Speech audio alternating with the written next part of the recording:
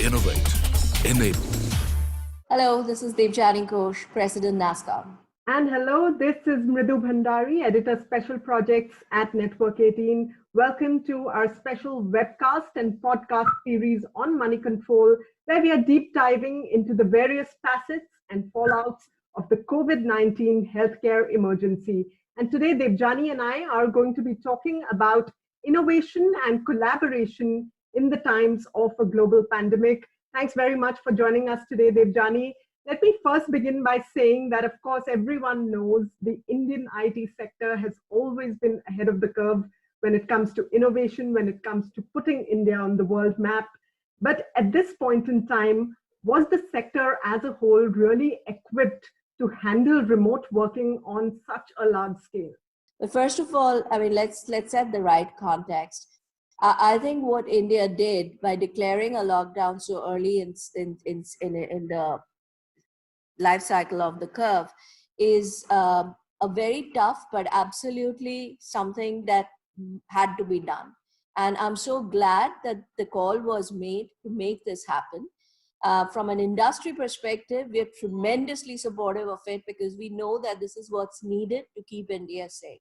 Of course, Mridu, it's been a challenge. It's been a challenge for the entire industry, but the industry, if anything, is tremendously resilient and is tremendously creative. Right. So we have, despite all odds, we are truly well placed to transform to a work from home model. A lot of work has gone on since the lockdown got announced in the last 1 week to ensure we get ready for it. And we are also ensuring that our clients and our customers do not suffer. So, both employee safety and client well-being and client business is of utmost importance to us. All right, that's very optimistic of you. And I know that NASSCOM has been requesting the government to ease the norms from a compliance perspective for work from home. How has that shaped up? Any response yet? What are you expecting? Of course, the government has been, see, the one thing is in this crisis, what we've learned is the government is working 24/7 and tremendously responsive. So just getting the approval, OSP approvals to work from home, that happened incredibly fast. And that happened before the lockdown. So we were ready for it. And we could actually move the assets and employees home to start the work. As far as innovation is concerned, how can businesses ensure that they don't lose out on innovation in these times of self-isolation? They can't lose out on innovation. Innovation, creativity is what's gonna keep us relevant in these times. See, in a crisis like this, the first thing that you have to do is get really close to your people, both your employees and your customers. That's rule one. That's rule one for staying afloat, for staying relevant through this crisis. You have to be there for your people and you have to be there for your customers. One of the simple things that we had to change was how we connect with people. Given that travel, face-to-face meetings, etc., was not going to happen, how do you embrace technology? How do you embrace, whether it's WebEx or Microsoft Teams or whatever, but how do you embrace these technologies to have the kind of face-to-face connect that you would otherwise have with your customers, with your employees? How do you ensure that even sitting in the comfort of your home with the laptop in front of you and with an internet connection, you're still able to have the kind of meetings you would have in the past? We are learning fast and we are adapting. Right, great. And, there is significant concern around the jobs, especially in the IT sector. Some IT firms, the smaller ones, have begun issuing pink slips. Some industry estimates are suggesting a loss of over 1.5 lakh jobs in the IT space over the next 3 to 6 months. Many are saying that global unemployment numbers are going to be much higher than the 2008 recession. What is NASSCOM's perspective? How bad does the road ahead look for It's too early. It's too early. And people who are predicting numbers, I worry because you still don't know how long this is going to go on. You still don't know how much the real impact is going to be. So I absolutely refuse to get into these kind of predictions because I think it's dangerous to do that. There's things here. One, yes, we will see an impact on global GDP. We will see an impact on Indian GDP, I'm sure. We will see an impact on a lot of industries with respect to their businesses and therefore their spendings. But if you look at the analyst reports, everyone is still predicting that technology spend is actually going to go up because reliance on technology is going to go up significantly. Right. We have realized what it means to be truly digital, what it means when we say that technology has transcended into every vertical. I don't think we realized what it meant in the past. Now we do. Now we've absolutely realized how technology is critical for just basic survival, for ordering our groceries to entertainment to work, everything, right? Right. I think what we're going to see going forward is a scenario where the use of technology is going to get completely redefined. And we're going to see much more focus on technology in areas like education, areas like healthcare, where I'm quite sure you're going to see new norms emerge. And finally, Debjani, do you think in a post-COVID-19 world, remote working is going to be our new normal? Are you personally going to cut down on your physical meetings and perhaps have many more of these virtual connections?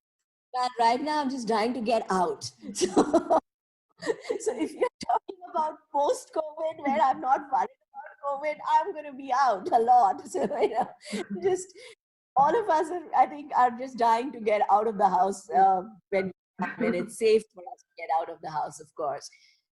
No, but, on a serious note, I think we're going to see some new norms emerge. I have a feeling it's going to be a more blended norm that will come out. We will not all completely stop going out. That's absolutely not possible, and that shouldn't happen. But I think wherever possible, people have now realized that, yes, technology works. I can sit and do my interviews with Mridu at home. I don't need to go to a studio. Or, I can sit and talk to the government. We do love having you in our studios. So I think you're going to see a blended model emerge. Right, absolutely. All right. Thank you so much, Debjani. Thanks for taking out time and being with us here today. And here's hoping that at the other side of this pandemic, the health of our people and of our economy both remain safe. Fingers crossed for that. Thank you very much. And stay safe. Absolutely. Stay indoors and stay safe. That's a wrap of this special edition of our podcast and webcast on money control. We'll be back next time with lots more. Thank you so much for joining us today. Focus. Ideate. Innovate. Enable. Ideate. Innovate. Enable. Hello, this is Vishal Gondal, founder and CEO of GOQUI'S. And hello, this is Mridu Bhandari, editor special projects at Network 18. Thank you for joining us, Vishal, on this very special webcast and podcast series on money control, in which we are actually talking to newsmakers about how they're dealing with life and business in the times of the coronavirus pandemic around the world. And today we want to focus a little bit on the health and fitness industry. Indians, by and large, in the last couple of years have become far more conscious about being physically fit. You see a lot more people working out, eating healthy. But what happens now as we start practicing self-isolation, we start to avoid gyms and parks, and we start to avoid working out together? How does this impact the fitness industry at large? What's a good quarantine routine to follow? And how badly do you think businesses are going to be hit in 2020? Those are some of the things that I want to talk to you today about, Vishal. But first, let me begin by asking you, how has the national lockdown been for you? You're a fitness geek, and staying indoors must have been tough, isn't it? So, in a way, we were preparing for this lockdown and quarantine much earlier than other companies. We have a big presence in China. A lot of our manufacturing happens there. And we were already in touch with our colleagues in China, and we had heard about the lockdowns and what's happening. So the first thing we did was we actually on March 6th, within the company, did a work from home drill of quarantine. And people thought we were crazy, and all our employees were like, why are we overreacting? But on that day, we made sure all employees were working remotely. They had access to their computers, passwords, VPN connection. And then we repeated the same on the 12th of March. And actually, from 13th, we have not gone back to office. So we did not even wait for the Prime Minister's call for working out of home. We've been following this much earlier. Right. Of course, the lockdown started much earlier, but we were prepared for it. Yeah. And in this situation, I would say the first and the most important thing for anybody to take care of is their mental well-being. Yeah. Physical well-being, of course, while we do recommend you to be active, I think one good way to be active is now to participate in daily household chores. I started doing that. I'm doing the vessels and all of that, and my son is doing the mopping. Right, indeed. All of us are completing our daily steps with household chores, like you said. But what is the larger impact that this national lockdown and social distancing at large has had on the fitness levels of Indians? Do you see people discouraged about working out now? So clearly, we have recorded a huge drop in both walking and all other kinds of physical activities on GOQUI. In fact, we released the data last week. In fact, on the day of the Janta curfew, 85% drop in activity across the country. And some cities, in some states like Kerala, the drop was as high as 91%. So clearly, at one point of time, we are saying the drop is good because people are indoors. But within being indoors, because this is not a short time, 21 days is a long time to be confined into your homes. And which is why, like I mentioned to you, the first preference should be mental health. And I would say the bigger thing around mental health is sleep. People who are not getting enough sleep or who are awake till late in the night, I think that is the first sign of problem. And in fact, if you or any of your friends or your colleagues are complaining that they are not getting enough sleep, that's the first sign of a mental health problem, because anxiety is what is not letting you sleep. And there are some very good ways and means for people to get good sleep. And in fact, I start by saying that breathing exercises, and you can go to YouTube. There are a lot of live shows happening on GOQUI with our coaches. Which is focusing on meditation, and even the Prime Minister talked about Yog Nidra. So clearly there is very proven techniques which can help you sleep. So a combination of breathing with a little bit of yoga. GOQUI has also been sort of aiding this whole war on COVID-19, and you've been trying to contribute in your own way. You introduced a feature for contact tracking. How does that work? What does it do? And what's the impact that you've been able to create with it? So I think one thing which is very important from the pandemic perspective is that if you are infected, at the same time, if somebody else is infected and they come in touch with you, you have the ability to get infected. And one of the proven ways to kind of contain this is to go and trace all these people you've been in touch with. So what we did is we did two things. We've launched this feature where you can start now tracking all the people you meet, whether they are delivery boys, food delivery, meetings, etc. So you can start keeping a track of this in our app. You can also track your symptoms. And we recently also launched the Bluetooth feature, where if your phone is on with Bluetooth, it can track all the other phones with Bluetooth connectivity so that you can trace them. So these are some features we have released. But more important than these features, we are still recommending people to maintain social distance. All right. And as far as GOQUI'S efforts are concerned on spreading awareness about this pandemic, what all have you been doing, and what has the impact and the reach of your efforts been like so far?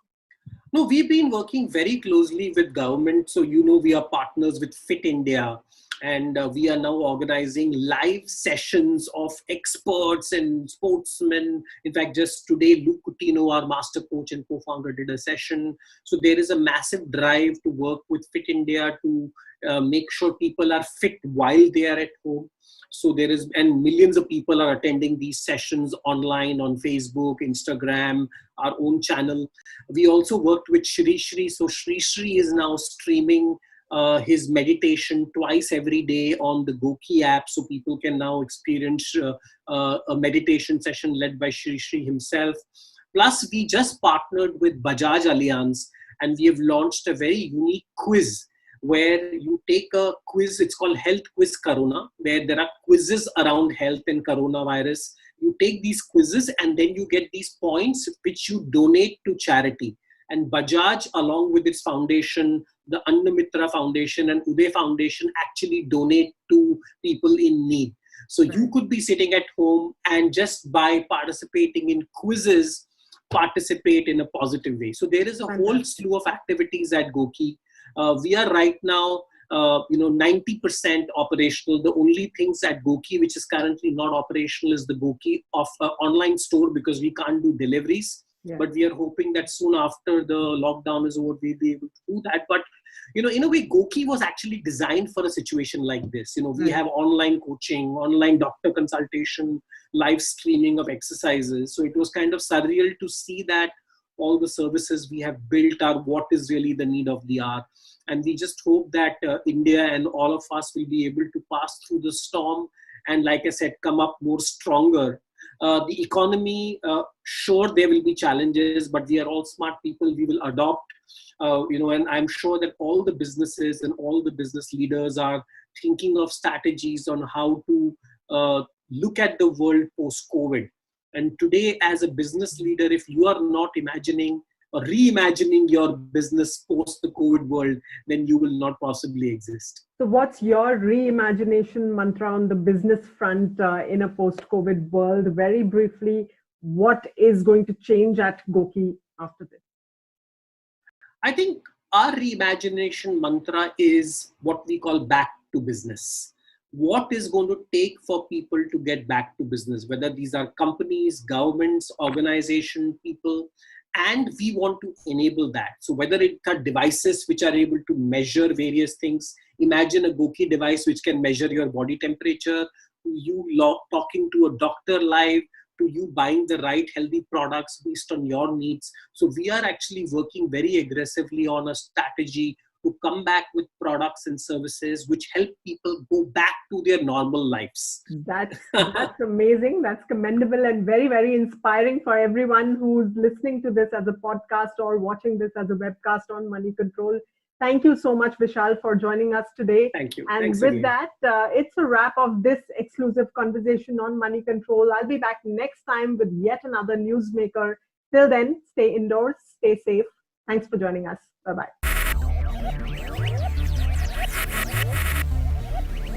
Focus. Ideate. Innovate. Enable. 1 hour. That's all it takes to